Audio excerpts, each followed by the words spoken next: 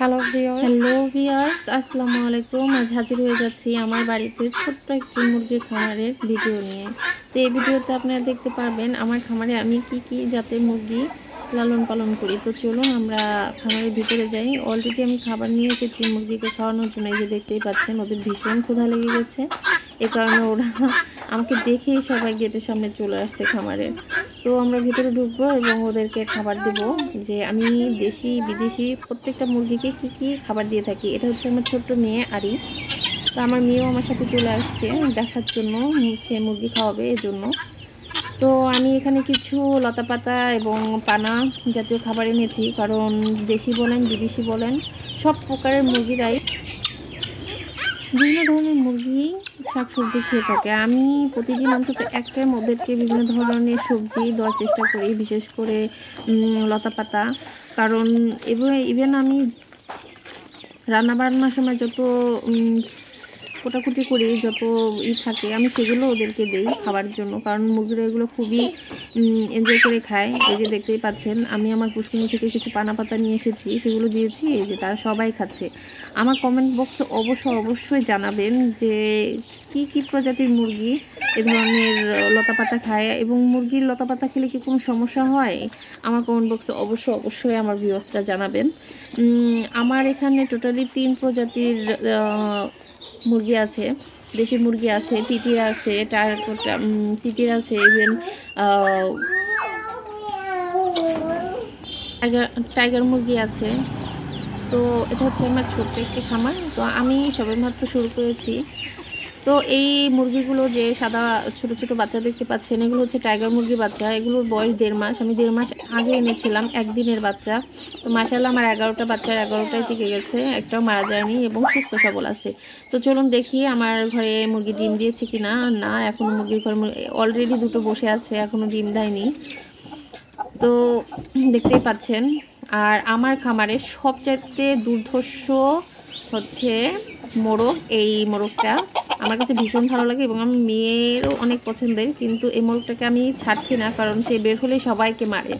Even আমার যে আরও 3টা মোরগ আছে সেগুলোকেই মারে। তো ওকে আমি সবসময় আটকে রাখারই চেষ্টা করি বেশিরভাগ সময়।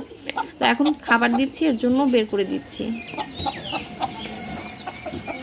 ও আমার মেয়ে ভীষণ খুশি, বের করে দিলাম। তো ওরও খাবারের প্রয়োজন আছে।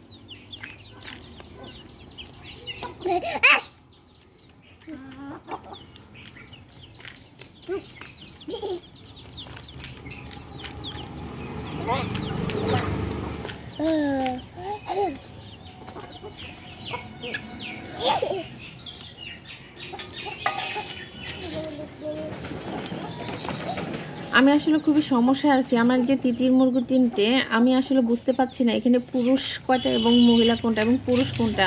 আপনারা অবশ্যই আমার কমেন্ট বক্সে জানাবেন যে আমার আসলে তিতির মুরগির পুরুষ কয়টা আছে এখানে এবং মহিলা কয়টা। আমাকে অবশ্যই কমেন্ট বক্সে জানাবেন এবং আমার ভিডিও ভালো লাগলে লাইক, কমেন্ট এবং শেয়ার করবেন।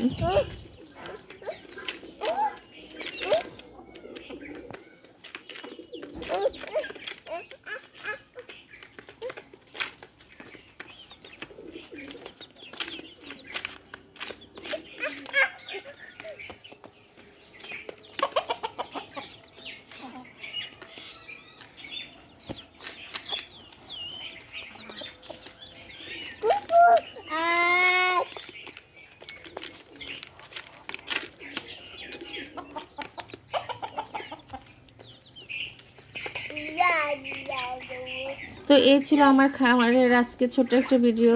তো আল্লাহ হাফেজ।